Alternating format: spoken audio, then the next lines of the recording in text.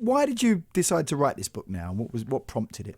Well, it's my memoirs, from when I was a child to, up to the present day. And I'd always been really sniffy about politicians who write their memoirs. And when I'd see my colleagues in the cabinet writing their diaries about, I just made a marvellous point, what a pity nobody agreed with me, but I was right, in order that they should secure their place in history, I was like, oh, I'm never going to write my memoirs. You should be getting on with the job, not looking at your place in history. So you've got work to do. That was my general stance. But then I noticed, as my colleagues all started writing their memoirs as we came out of government, that there was no women in any of these books. It's like, hello, half this country is women. There was 100 Labour women MPs when Labour swept into government. Where is the story of this amazing political change? So I did a complete U-turn, and having sworn I'd never write my memoirs, I cracked on with it. I sort of grew up with the women's movement. Well, your mum was a political animal, wasn't she? Yes, but we wouldn't. I can see that with hindsight. But at the time, we took no notice of either my mum or my dad because we weren't going to be like that. Me and my three sisters, we were going to be completely different, and we were going to change the world. All the stifling hierarchy, the sexism that was kind of par for the course then, we were not going to have that. I got into politics as part of the women's movement, where we were going to say it's not good enough that actually in the mother of parliaments, as it's called, it's 97% men and only 3% women. It's like, no, it should be equal.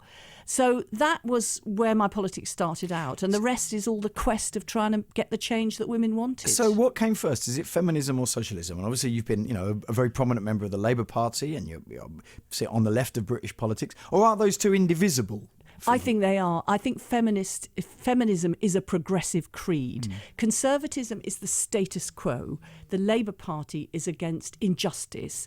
Discrimination against women and inequality for women is an injustice, alongside class injustice, racial injustice. So if you wanted to change things, you got into the Labour Party. I noticed that the Conservative Party are doing a bit better on having female leaders. They are doing like 200% better than us on female leaders. But actually, the question is not just having the female leader, but what they actually do. And what I say I'm afraid about Theresa May is that she's a woman, but she's no sister. Now, she can prove me wrong by cancelling the cuts in children's centres and all sorts of things that she could be doing. But it's not good enough just to be the woman who's got there. Otherwise, we'd be loving Margaret Thatcher, which I certainly was not. Was Westminster as virulently sexist as one might assume when you first went there?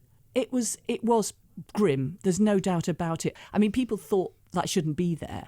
I mean, I was 20 years younger than the average. I was only 32, and the average age for MPs was 54 at that time. I was pregnant when I arrived, and it's like, what is she doing here? And now she's complaining. She's saying that we've got the wrong agenda, that we're all wrong and there should be half women. That's a criticism of us. We don't like her. They resisted the change that I was putting forward. Have the battles all been won? I think that the arguments for change have been won, but the actual change is not yet delivered. So you'll find Have the arguments all been won, though? Or are we in an era where it looks like some of those are being pushed back? We are at a worrying moment.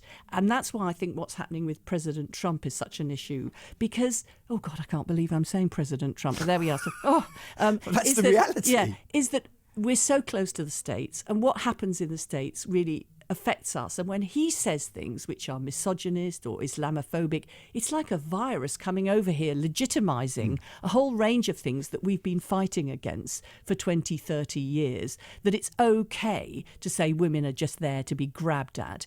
And I think we should never be complacent. But we did make a lot of progress because now, I mean, when I was first starting out, it was really a woman's place is in the home. And there was something very unnatural and subversive about a woman who wanted to actually lead a life outside the home as well as inside the house, because her calling was to look after her husband. So she must be a man-hater because she really should be at home cooking his dinner.